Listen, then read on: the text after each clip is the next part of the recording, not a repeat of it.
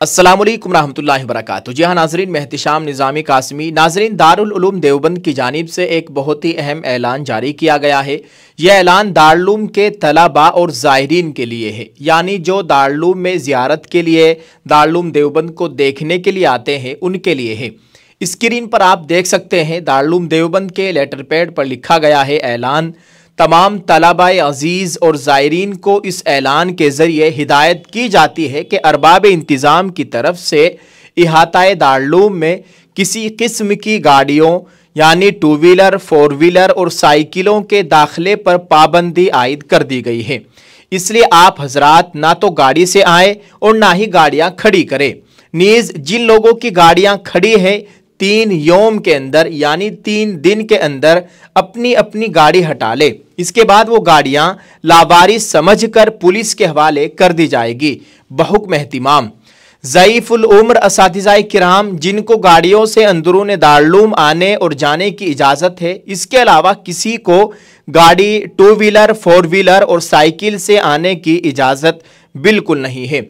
इस हुक्म पर अमल आवरी के लिए तमाम गेटों पर चौकसी बरते और ज़ायरीन से मुहज़्ज़ब गुफ्तगू करें। वो हजरात जिनको टू व्हीलर, फोर व्हीलर से दारुल उलूम देवबंद के अंदर आने की इजाज़त है, ये भी बताया गया है, जिनमें सर फहरिस्त हज़रत मौलाना मुफ्ती अबुल कासिम साहब नोमानी मोहतमिम दारुल उलूम देवबंद, हज़रत मौलाना सैयद अरशद मदनी साहब, हज़रत मौलाना कमरुद्दीन साहब, हज़रत मौलाना नियमतुल्लाह आज़मी साहब, हज़रत मौलाना मुफ्ती अमीन साहब, हज़रत मौलाना मुजीबुल्लाह साहब, हज़रत मौलाना मोहम्मद यूसुफ साहब और दौरा हदीस शरीफ के असातिज़ाए किराम को लाने और ले जाने वाली गाड़ी बहुक्म हज़रत मौलाना मुनीरुद्दीन साहब नक्शबंदी दामत बरकातुहुल आलिया नाज़िम आला दारुल इकामा दारुल उलूम देवबंद, ये हज़रात थे जिनको दारुल उलूम देवबंद के अंदर टू व्हीलर, फोर व्हीलर से आने और जाने की इजाज़त है। इनके अलावा किसी को भी इजाज़त नहीं है।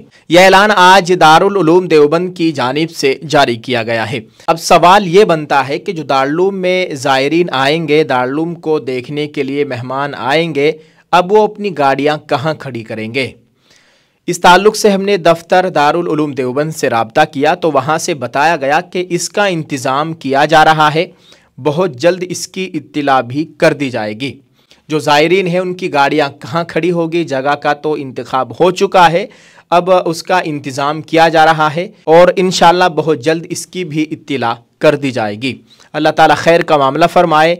ये दारुल उलूम देवबंद की जानिब से, दारुल उलूम की इंतज़ामिया की जानिब से बहुत अच्छा फ़ैसला लिया गया है, क्योंकि जो आज़मी मंजिल है, आज़मी मंजिल के सामने कितनी गाड़ियाँ खड़ी रहती है, कतार लगी हुई है और बहुत सी गाड़ियाँ महीनों भर खड़ी रहती हैं और बहुत से लोग ऐसे हैं जो अपनी गाड़ियों को खड़ी करके अपने सफ़र पर निकल गए। कुछ लोग ऐसे हैं आए दारुल उलूम में गाड़ी खड़ी करी और अपने काम पे लग गए। वहाँ शेखुल हिंद मंजिल के सामने काफ़ी भीड़ रहती है, गाड़ियाँ ही गाड़ियाँ खड़ी रहती है।